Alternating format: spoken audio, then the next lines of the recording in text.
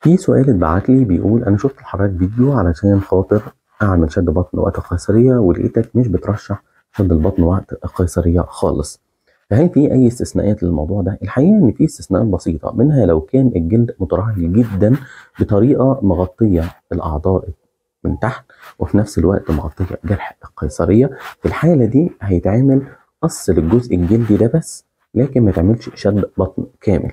لان لو اتعمل شد بطن كامل زي ما اتكلمنا في الفيديو ده هيأثر على اهتمام الام ورعايتها بالجنين الى جانب العدوى اللي ممكن تحصل علشان الفلورا المختلفه، حتى لو التزمنا بكل شيء.